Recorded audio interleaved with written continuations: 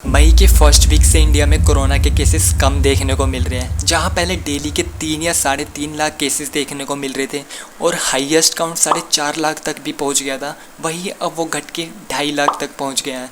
Total active cases में भी काफ़ी गिरावट देखने को मिला है। पहले जहां टोटल 37 से या 38 लाख तक एक्टिव केसेस थे इंडिया में, अब वो घट के 32 लाख तक पहुंच गए हैं। लोग अब काफ़ी तेज़ी से रिकवर हो रहे हैं। साइंटिस्ट ये कह रहे हैं कि मई के एंड तक डेली केसेस 2.5 लाख से भी घट के 1.5 लाख तक पहुंच जाएंगे और जून के एंड तक डेली केसेस 20,000 तक हो जाएंगे। और जो इंडिया में अभी सेकेंड वेव जो चल रहा है वो जुलाई के एंड तक ख़त्म हो जाएगा। पर ये जो बहुत ज़्यादा केसेस आए हैं इस सेकेंड वेव में और काफ़ी लोगों की डेथ भी हो गई है, उससे काफ़ी लोग ये प्रिडिक्ट कर रहे हैं कि थर्ड वेव इससे भी ज़्यादा खतरनाक होने वाला है। आज हम इस वीडियो में इसी के बारे में जानेंगे कि क्या थर्ड वेव सेकेंड वेव से भी खतरनाक होगा और क्यों कहा जा रहा है कि थर्ड वेव बच्चों के लिए ज़्यादा खतरनाक होने वाला है। थर्ड वेव इंडिया में आ भी सकता है और नहीं भी, ये सब डिपेंड करता है कि टोटल डेली के केसेस कम हो रहे हैं या ज़्यादा। अगर जुलाई और अगस्त के बाद हमें ओवरऑल डेली केसेस का ग्राफ बढ़ता हुआ दिखता है तो उसको एज अ थर्ड वेव मान लिया जाएगा। साइंटिस्टों का कहना है कि थर्ड वेव को इंडिया में आने के लिए कम से कम 6 से 8 महीने लग सकते हैं। ये सारी प्रिडिक्शन एक रिसर्च के बेसिस पर करी जा रही है, जो कि एक इटालियन पेशेंट को स्टडी करके निकाली जा रही है। साइंटिस्टों ने देखा कि जो कोविड-19 के एंटीबॉडीज़ होते हैं, जो कि कोविड से इन्फेक्ट होने के बाद हमारी बॉडी में बनते हैं, वो उस इटालियन पेशेंट के बॉडी में सिर्फ 6 या 8 महीने तक ही रहे। उसके बाद वो एंटीबॉडीज़ ख़त्म हो गए।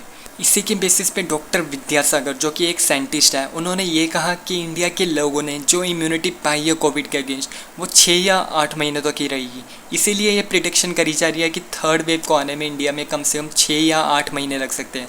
यानी अक्टूबर या नवंबर से पहले कोई चांसेस नहीं है थर्ड वेव के आने के इंडिया में।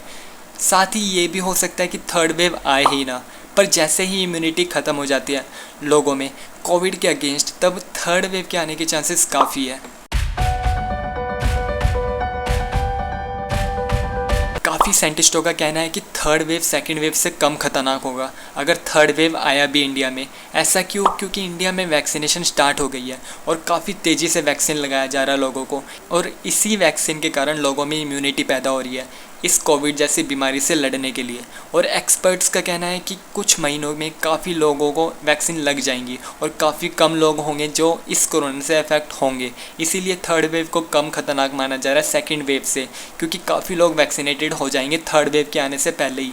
पर कई बार म्यूटेशंस देखने को मिल रही है कोरोना वायरस में, और अगर नई म्यूटेशन देखने को मिलती है थर्ड वेव के आने से पहले, तब ये वैक्सीन 100% इफेक्टेड नहीं होंगी, जिससे लोगों के अफेक्ट होने के चांसेस बढ़ सकते हैं और थर्ड वेव ज़्यादा खतरनाक साबित हो सकता है।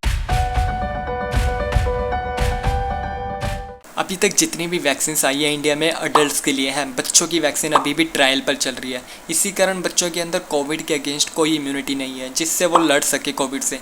इसी कारण बच्चों को ज़्यादा खतरा है कोविड के थर्ड वेव से।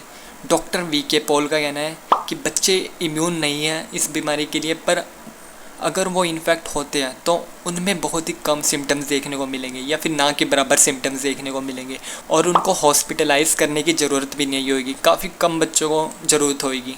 और साथ ही डॉक्टर पॉल का कहना है कि हमें सबसे ज़्यादा ध्यान रखना होगा कि बच्चे इस ट्रांसमिशन चेन का हिस्सा ना बने, क्योंकि बच्चे ज़्यादातर टिकते नहीं हैं, वो इधर उधर घूमते रहते हैं, जिससे वो काफ़ी लोगों को इन्फेक्ट कर सकते हैं।